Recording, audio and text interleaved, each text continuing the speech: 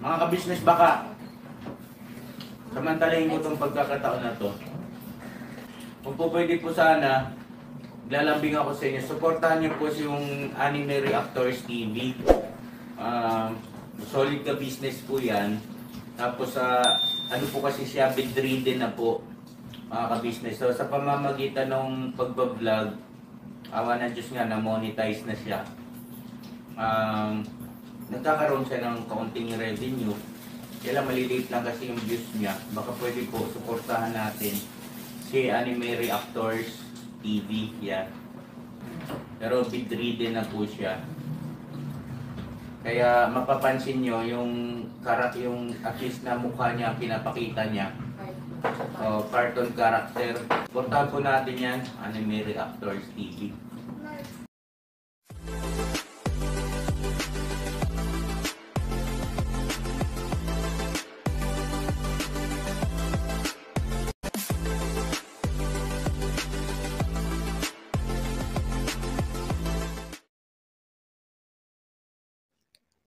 Hello guys, mapagpalang araw po sa ating lahat.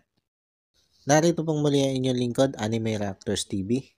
At sa mga hindi pa po nakaka-subscribe dyan sa aking munting channel, ay baka pwede naman pong makipindot na po na subscribe button.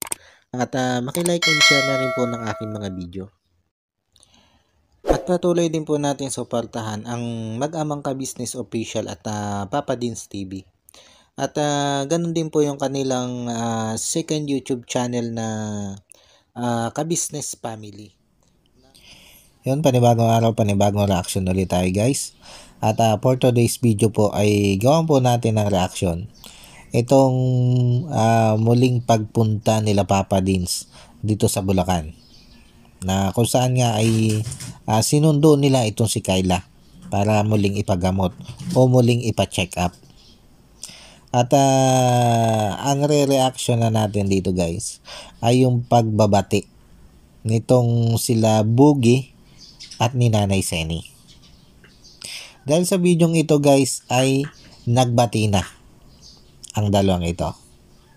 Kung matatandaan natin guys, nung pumunta dito sila Papa Dins na kung saan ay niyaya nila itong si Kyla na kumain kasama itong si Tony para magkakilala nga itong si Tony at si Kyla.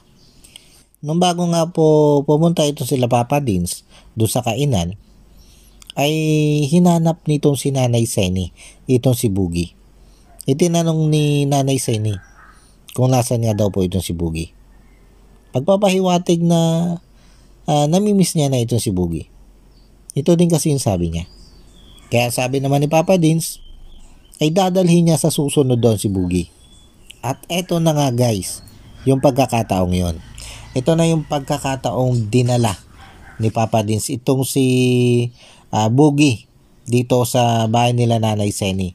Parang magkausap na ang dalawang ito. Pero bago dumiretso doon si Boogie sa mismong bahay ni Nanay Seni, ay minabuti nito si Papa Dins na kausapin muna niya si Nanay Seni at ipaalam na yun nga, kung pwede nang magkausap sila ni Boogie.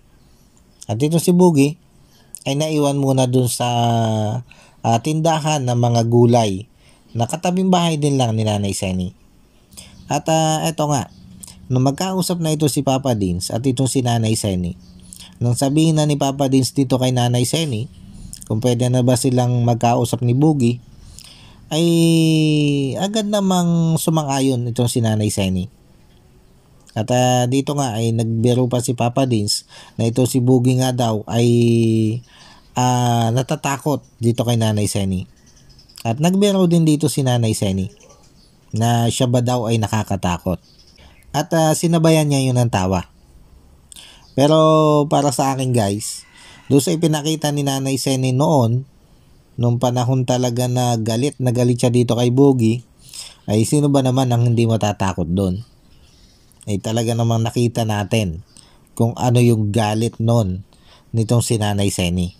Pero yun nga, sa pagkakataong ito, ay handa ng kausapin ni Nanay Seni itong si Boogie. At nasabi din dito ni Nanay Seni na nag-chat o nag-text sa kanya ito si Cory. At ang sabi nga daw nito, ang pakiusap nga daw nito ay patawarin na nitong si Nanay Seni itong si Boogie.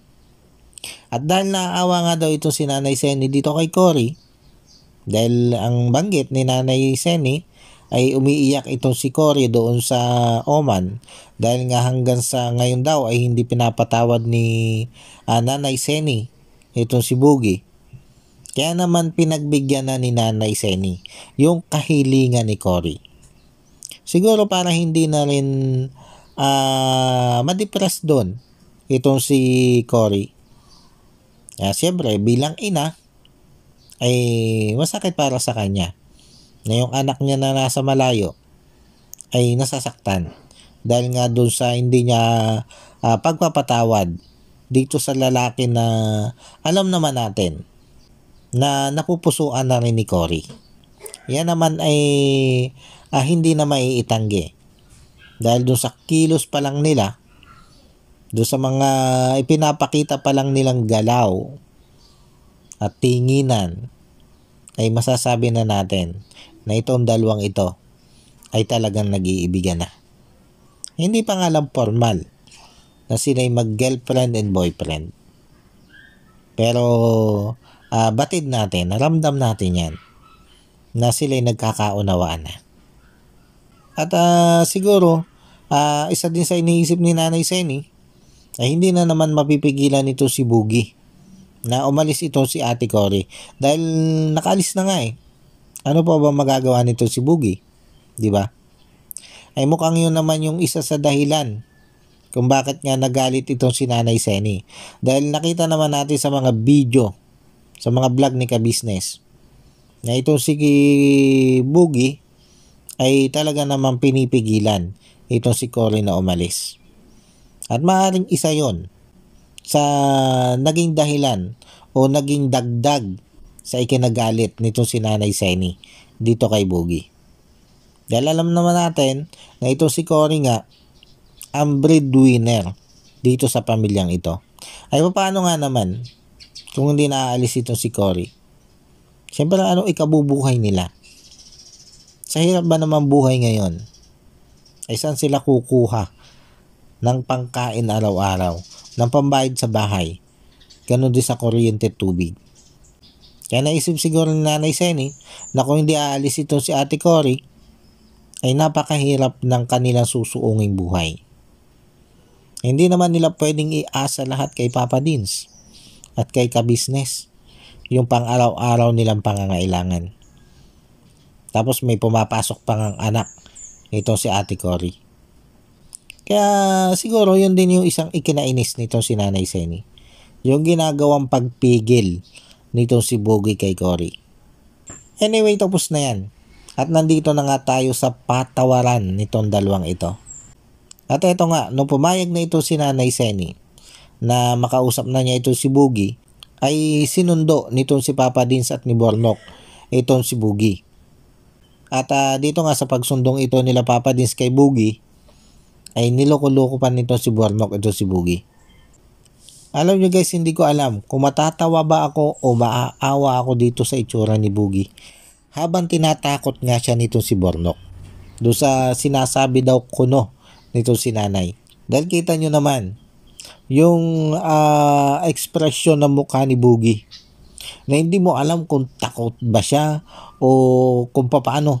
Pero alam natin, batid natin o nakikita natin sa kanyang mukha na nandun yung excited, nakabado. Siyempre, nakita naman niya kung gaano kagalit si Nanay Seni sa kanya noon.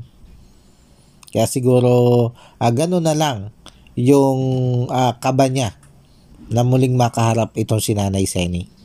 Hanggang sa nung papasok na nga sila dun sa bahay, ay tila ba hindi mo maintindihan ang itsura nito si Boogie. Na alam nating natutuwa, pero alam natin na nandun din yung kaba. Pero ito nga, nung makapasok na siya dun sa bahay, ay maganda naman yung pagtanggap sa kanya ni Nanay Seni. At yun nga, nagkasundo na silang dalawa. At ang lahat ay masaya sa nangyaring ito. Siyempre lalong-lalo na ito si Boogie at ito si Cory. Kung masaya tayong lahat, ay mas masaya ang dalawang ito.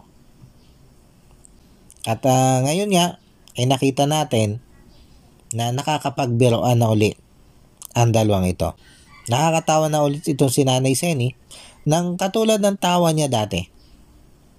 At maayos na nga yung kanyang pagtanggap dito sa team ni Papa Dins. At ito si Boogie naman ay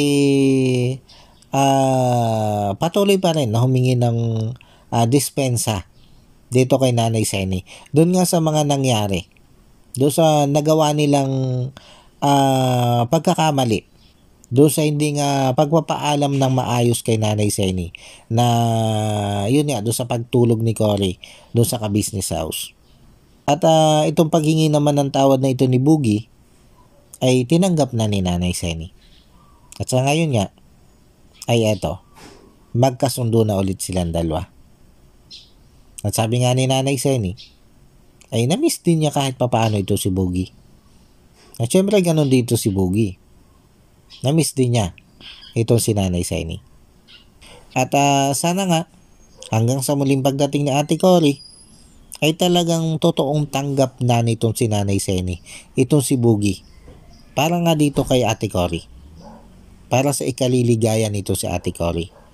Dahil kung tutuusin naman ay sa bait ba naman itong si Boogie ay napakaswerte na talaga nito si Ate Cory para dito kay Boogie. At nakitaan naman talaga natin na itong si Boogie ay napaka-responsableng tao. Kaya sana makita yon ni Nanay Seni. At sana hindi na siya maging hadlang sa pag-iibigan ng dalawang ito. Paano guys, dahil sa nagkabati na nga itong dalawang ito, ay hanggang dito na lang muna po itong aking reaction video ito. Sana'y nagustuhan nyo po ito. At maraming salamat po doon sa patuloy na sumusuporta at walang sawang nanonood sa aking mga video. At yun, sa mga hindi pa po nakaka-subscribe dyan sa aking munting channel, ay baka naman po pwedeng makipindot na po ng subscribe button at makilike and share na rin po ng aking mga video. At bago po tayo magtapos, ay gusto ko lang pong i-shout out itong si Ma'am Nerissa ng New Jersey. Shoutout po sa inyo ma'am. At maraming salamat po sa patuloy nyo pong pagsuporta sa akin. At yun, sa walang sawa nyo din pong panonood sa aking mga video. At shoutout din po dito kay Ma'am Elena Capillo. Shoutout po sa inyo ma'am. At maraming salamat po dun sa biyaya nyo po, sa blessing na ipinadala nyo po sa akin. Napakalaking tulong na po nun sa akin. At ang Panginoon Diyos na po ang bahalang magbalik sa inyo ng siksik, liglig at umaapaw na biyaya dahil sa inyo pong kabaitan. Maraming salamat po ma'am. At shout out din po dito kay MK Inday Okray. At ganoon din po sa aking mga kasamahang reaktor sa Ka-Business Official at Papa Dins TV. Kaila Taong Gala, Ma'am Flash Channel, Katangay PLC, Annalisa Reality Vlog, Alminda Mix Vlog, at Kalingap Turak. Shout out po sa inyo. At nakikisuyo din po ako na makisuportahan po itong mga kasamahan kong vlogger na ito. At guys, ipaglalambing ko din lang po na makisuportahan po itong channel ng Batang Yagit Mix Vlog. Pasupport naman po niyan. Sila po mga batang nangangarap din na balang araw ay sila'y maging successful na vlogger. At makatulong sila sa kanilang mga pamilya. Kaya please pasupport po Batang Yagit Mix Vlog. Muli po ay maraming salamat po sa inyong lahat at God bless po.